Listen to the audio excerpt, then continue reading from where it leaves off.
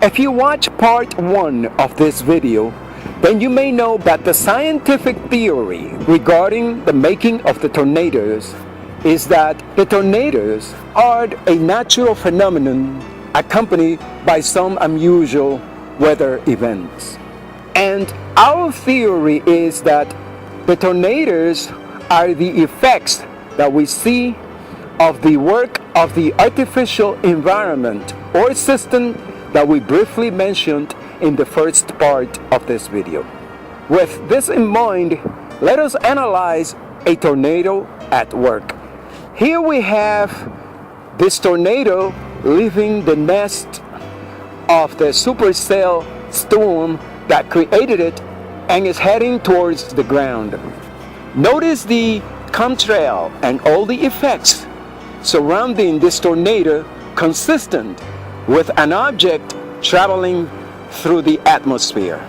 But no, according to the scientists, what we see here is a supercell storm lowering some sort of cylinder made out of hot and cold air that is spinning here.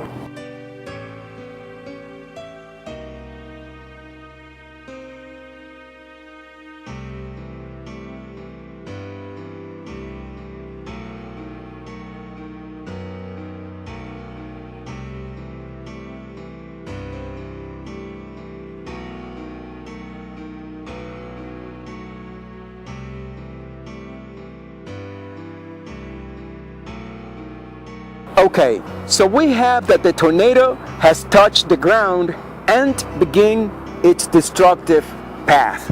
Here we want you to notice one thing. The tornado has traveled several thousand feet to reach the ground.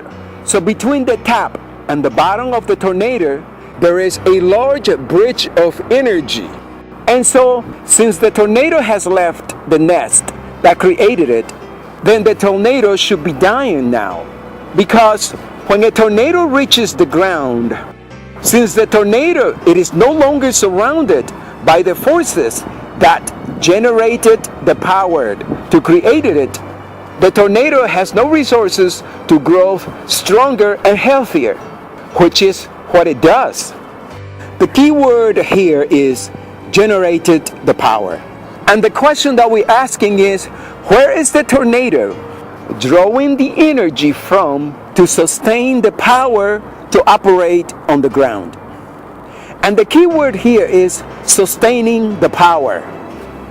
There is a big difference between generating the power to carry on with an action and sustaining the power to continually doing the same action. For example, if you pick up 150 pounds of weight and lift it above your head and quickly bring it down, we can say that you generated the energy to lift 150 pounds of weight. But if you were to pick up the same 150 pounds of weight, bring it over your head, and now you hold it over your head for about half an hour or so, see, now you are sustaining power to keep this thing over your head. So we have that to quickly pick up and drop off the weight, you only used a small portion of energy or a small portion of your body, okay? But to pick up and to hold for a while the weight over your head, this required a whole body of energy. You had to use your whole entire body to sustain the weight over your head. The reason why we are taking the time to explain this to you is because there is a difference between the amount of energy that took to generate the tornado and the amount of energy that is taken to sustain the power for the tornado to operate on the ground. Just think about this for a second. A tornado has to stretch over a distance of some 30,000 feet or so. Maybe less, maybe more, but somewhere around there, okay? Then the tornado has to overcome the gravity power of the earth to spin and picking up 4,500 pounds car 26, 30 some thousand pounds tractor trailers and tossing it up on the air like rag dolls. The tornado energy is increasing millions of times more now on the ground. Can natural forces sustain this growth on their own? Of course, by now some of you might be wondering, and just where do these people get the idea from that the tornado is spending or generating more energy when it's on the ground than it was on the supercell storm? We see two sources forcing the tornado to have to generate more power on the ground.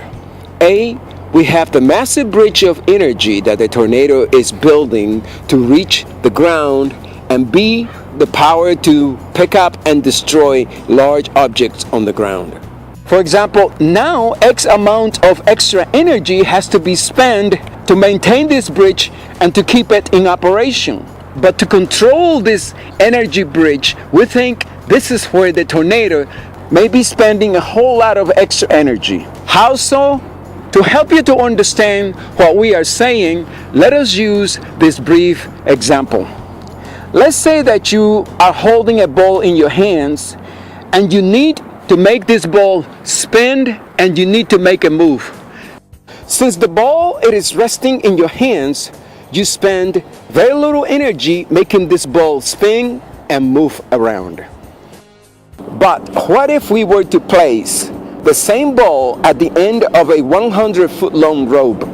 How will you make this ball spin, and how will you control its motion in the same way you were doing before? Two facts comes up here to overcome the length of the rope. Number one, you have to figure it out a way to increase the energy output somehow. And number two, you might have to make the rope solid. Whatever, more energy is going to be required from you now to control the ball at the end of the rope. Okay, so now let us make the sky the hands, the tornado on the ground the ball, and the bridge of energy the 100-foot long rope. There is a physical transformation demanding from the source of energy that created the tornado to increase this energy output even more to meet the physicality of this large bridge of energy that is coming down from the sky to the ground to execute the physical destruction that this tornado is going to be carrying out on the ground.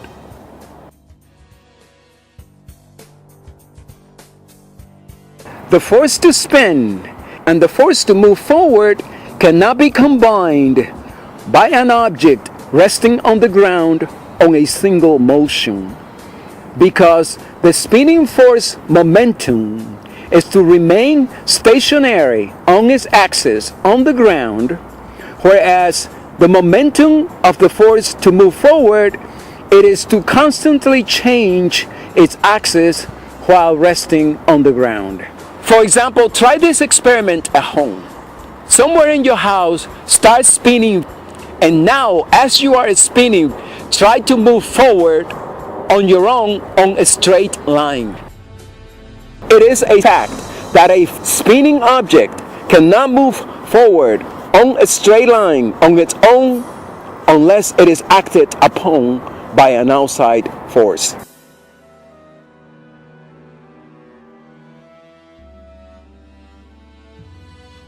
How can this be?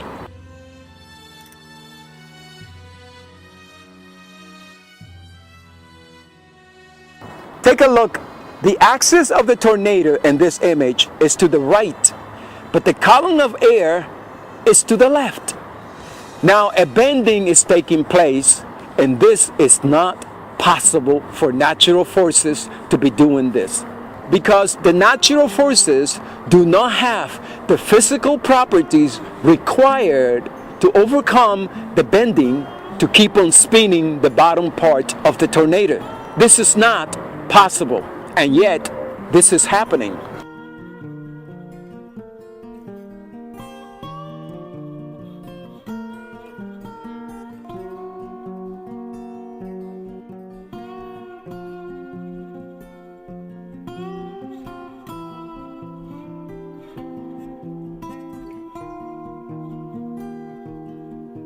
Another thing to notice about a tornado is how well unified and in proportion a tornado grows. And the key word here is proportion. And so we are to believe that hot and cold air and whatever else has mixed together in this spinning cylinder that the scientific establishment is talking about in the supercell storm, moving out of all these elements combined are going to be traveling through the air at so many 100 miles an hour. All these elements are expanding all at once, at the same rate, at the same time, on the same amount to remain consistent at the same size, maintaining the proportion with each other's so that they can develop into a tornado. Since a tornado is a natural event, could nature do this scientific trick all by itself?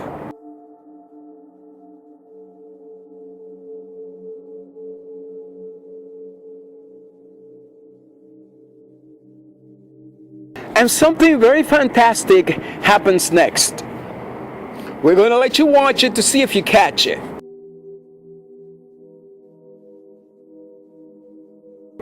Did you see it? You didn't? Let us show you something. Happening real fast in this image, there is something that looks like a little tornado here. And it moves so fast, so incredibly fast, that you miss it if you're not paying attention to it. So here it is, and take a look at it now. You see it? Now this is not a debris, this is not some kind of object. This is air that is spinning and moving much faster than the tornado itself.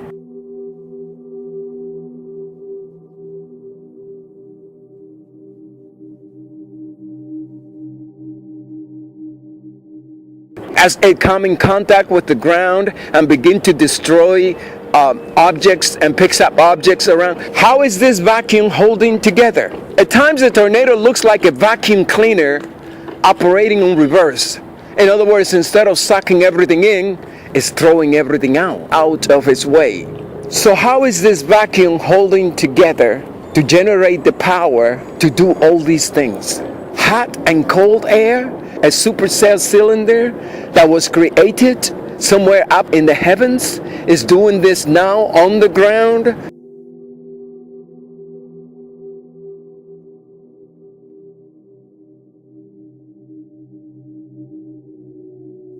Pay close attention to the tornadoes as they are coming from the sky to the ground. Notice how smooth and sometimes even wiggling around the tornadoes become, as if they were looking for something. And the question is, could natural forces, hot air, anything else that you want to think of, could they have this type of control on the open sky? What we are seeing here is one section coming down from the sky to carefully couple with another one on the ground. And this is why all the tornadoes that you saw in the past and all the tornadoes that you will ever see in the future, this is why these tornadoes are always divided into two sections. Next time you see a tornado, pay attention to the fact that the bottom section of it, as a rule, it is always almost the same height, no matter what type of category tornado it is. When you bring down to the ground these air cylinders and all the explanation that the scientists are providing for the creation and the working of a tornado, when you put all that together to the right and we put the tornado to the left, on the ground, this thing cannot stand up to the environment. The environment is too destructive for it.